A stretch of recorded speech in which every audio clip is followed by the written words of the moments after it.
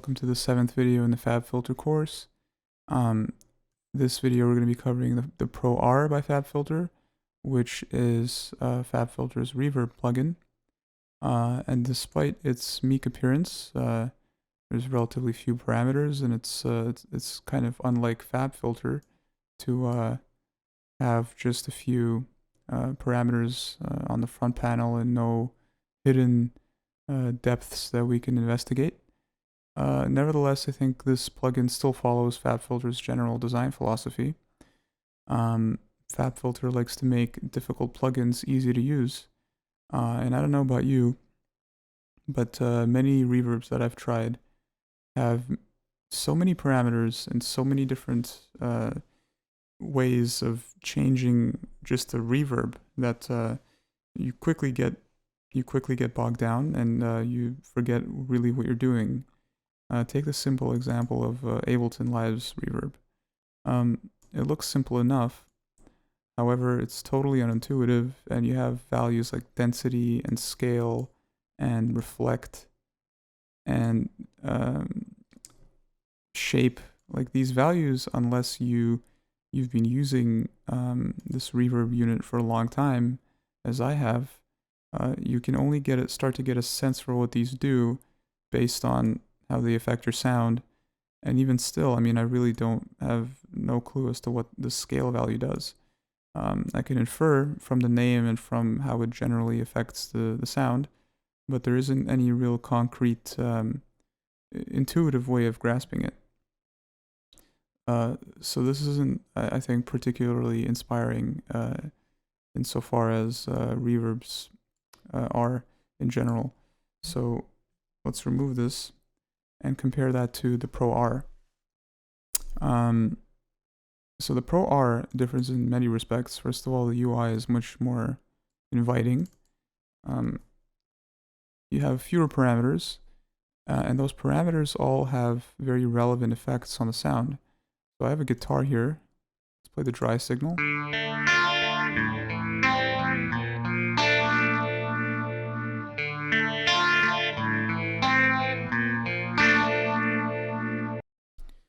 Okay, and right away we'll notice that this reverb has the parameters that it has have names that are very easily understood.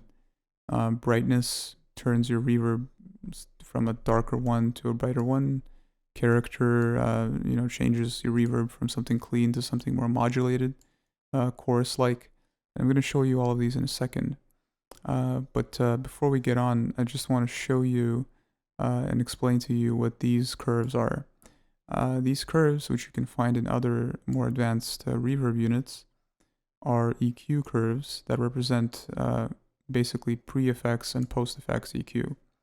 This EQ curve is preventing certain frequencies from getting into the reverb, which is useful, say, if you want to reverb some drums and you don't want the lower frequencies of the kick drum to be subjected to reverb, because then you're going to get a lot of mud in the stereo field. So what you do is you would reduce the amount of low end coming through with this low shelf, or you can be more aggressive and change the shape to a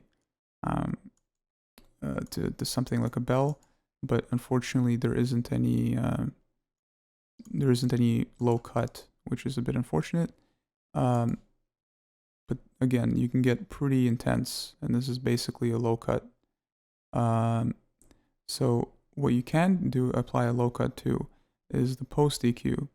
Post EQ is basically after you have sent in your EQ, your signal into the reverb, and then the reverb gives you an actual reverberated signal. The wet component of that signal could then be EQ'd again. And then you can actually apply low pass and high pass.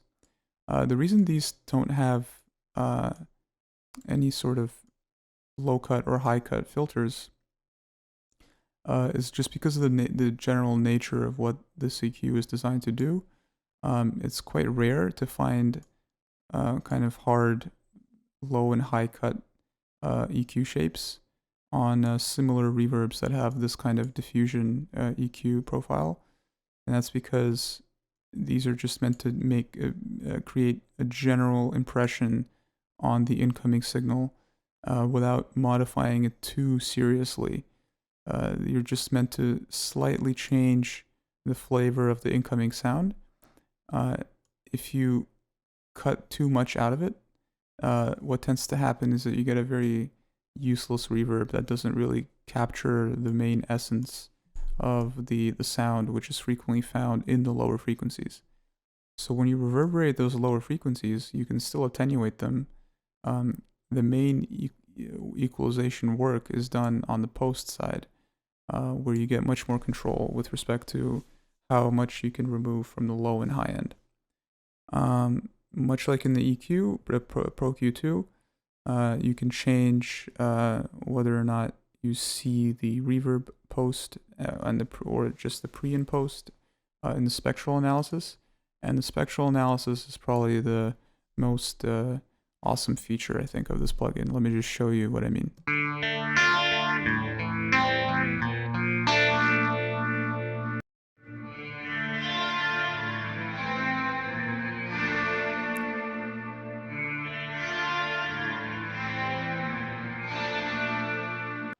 So just when you thought that FabFilter got lazy with their UI, then you see this. And what's even more impressive is that all of what you just saw, all the graphics of the kind of sand particles falling off and so on, that's all very representative of exactly what's happening to the reverb. And this, I think, really sums up the ethos, not only of FabFilter, but generally of, not only of the reverb, but of FabFilter in general. But sticking to the reverb, I think it has this element to it in its UI that makes it much more engaging to use, because now you're getting something visual as a representation of reverberated signal. Because generally when you're using reverb, you're turning a knob and you get a difference in a reverb, and then there isn't really much connection to it other than the perceived difference to the ear.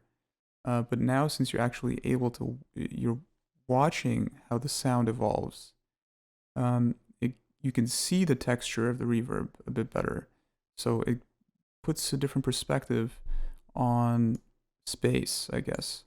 And that makes it really enjoyable, not only visually to use the reverb, but also it's more inspiring, I think. So let's continue playing around with some of these settings.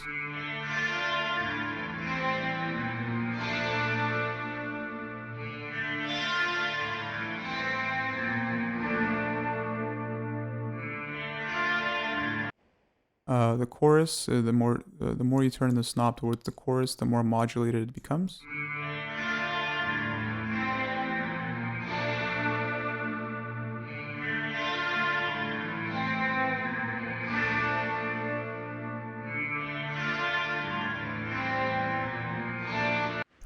A reverb that's too flat tends to sing the notes too perfectly in response to an input signal, and it's not very flattering. A nice flattering reverb tends to begin, I think, at about 50%.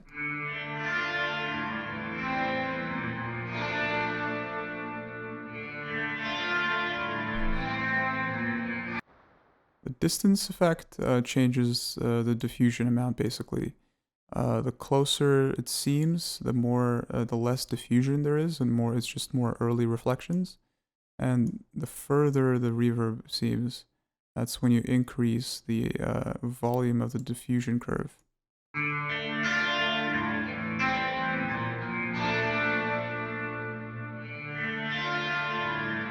So that's just all diffusion. And keep in mind that this is playing at 100% mix. So if we bring the mix down a bit, we get less reverb, obviously.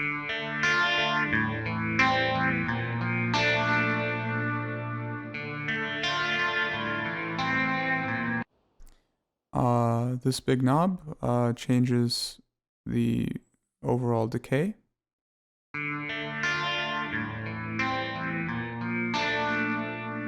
So it can sound like you're in a small concrete box. Or or you're in a big valley somewhere.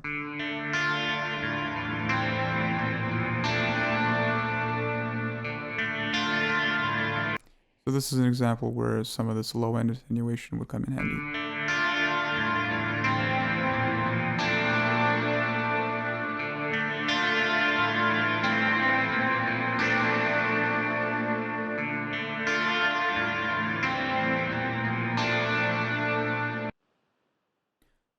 It sounds pretty amazing in my opinion, and I love the UI.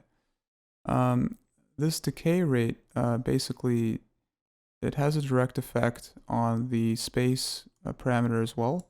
You can see that a decay of 4.10, which would be 4.10 if not for me changing the decay rate value, becomes 2.38. So this is, you can basically get additional reverberation with this value here, with this decay rate modulation.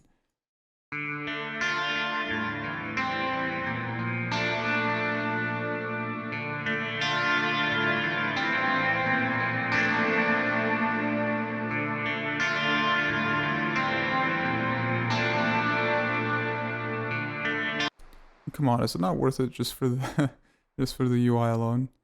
That's pretty awesome. Okay, and stereo width is pretty self-explanatory. You get wider stereo effects.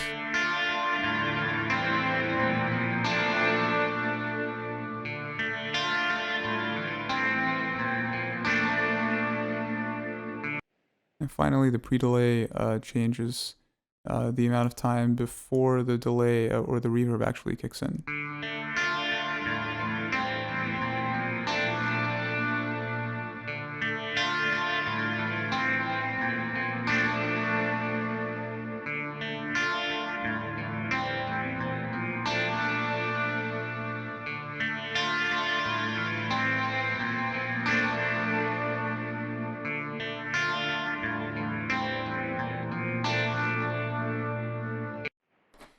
Cool. So I hope you enjoyed this one. Have a look at this reverb. I think it's pretty awesome.